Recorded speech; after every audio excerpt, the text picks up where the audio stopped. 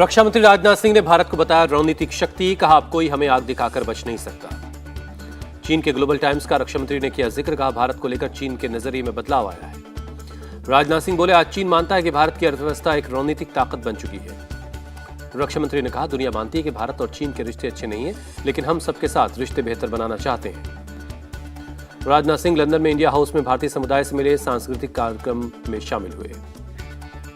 रामलला की प्राण प्रतिष्ठा में शामिल होंगे आरएसएस चीफ मोहन भागवत, नृपेंद्र मिश्रा और वीएचपी नेता आलोक कुमार ने दिया निमंत्रण। आरएसएस चीफ मोहन भागवत ने प्राण प्रतिष्ठा के निमंत्रण को बताया सौभाग्य की बात। लाल कृष्ण आडवाणी जाएंगे अयोध्या, राम मंदिर प्राण प्रतिष्ठा महोत्सव के बनेंगे साक्षी।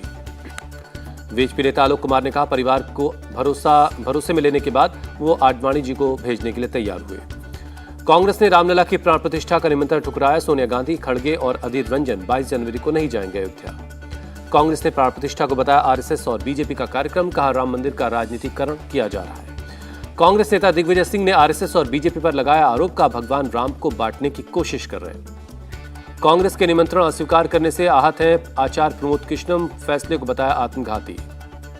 गुजरात कांग्रेस के नेता अर्जुन मोढवाडिया ने न्योता ठुकराने की पर की कड़ी आपत्ति, कहा कांग्रेस को ऐसे राजनीतिक फैसलों से दूर रहना चाहिए। कांग्रेस के फैसले का इमरान प्रतापगढ़ी ने बचाव किया, मंदिर मस्जिद जाना लोगों की निजी आस्था का विषय, बीजेपी कर रही है राजनीति। सोनिया खड़गे के निमंत्रण ठुकराने पर बोले नलिन कोहली, कांग्रेस कभी राम मंदिर नहीं चाहती थी।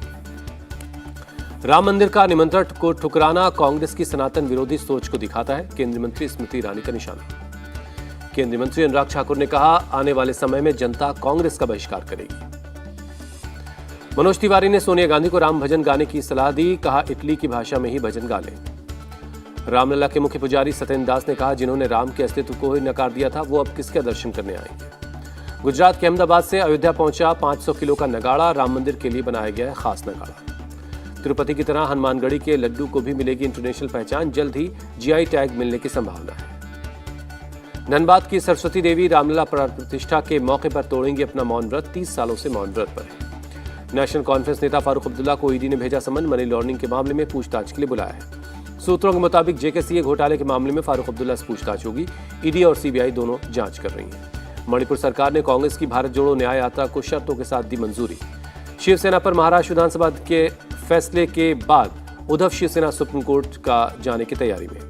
स्पीकर के फैसले पर भड़के उद्धव ठाकरे, कहा लोकतंत्र की हत्या हुई, सुप्रीम कोर्ट के आदेश का पालन नहीं किया गया। सरकार के फैसले को सीएम शिंदे ने लोकशाही की जीत बताया, कहा एकाधिकार और परिवारवाद की हार हुई। स्पीकर के फैसले के बाद देवेंद्र फडणवीस ने कहा, संवैधानिक मूल्यों के तहत हुआ शिंदे सरकार का गठन, सरकार पूरा करेगी कार्यकाल। दिल्ली में आज कांग्रेस मैनिफेस्टो कमेटी की वर्चुअल बैठक है, लोकसभा चुनाव की घोषणाओं पर चर्चा होगी। इंडिया अलायंस का नहीं होगा कोई कॉमन मैनिफेस्टो, सूत्रों के हवाले से खबर, गठबंधन में शामिल हर पार्टी अपना घोषणा पत्र बनाएगी। इलाहाबाद हाईकोर्ट में आज श्री कृष्ण जन्मभूमि और शाही ईदगाह मस्जिद विवाद पर सुनवाई है।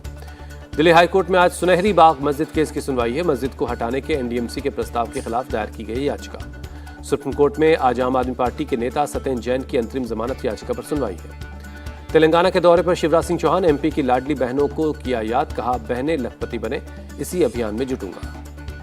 शिवराज सिंह चौहान के सामने लगे मामा मामा के नारे, वारंगल में स्कूली छात्राओं ने स्वागत किया।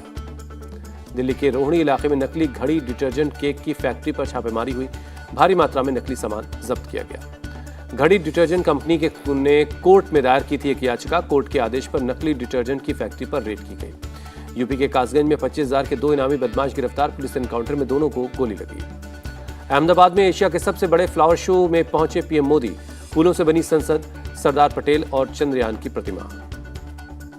Ahmedabad vibrant flower show Guinness book of world record में दर्ज हुआ, 221 मीटर लंबा फ्लावर स्ट्रक्चर बनाया गया। बरेली में सीएम योगी ने इंडोर स्टेडियम का उद्घाटन किया, सीएम ने बच्चों से भी मुलाकात की।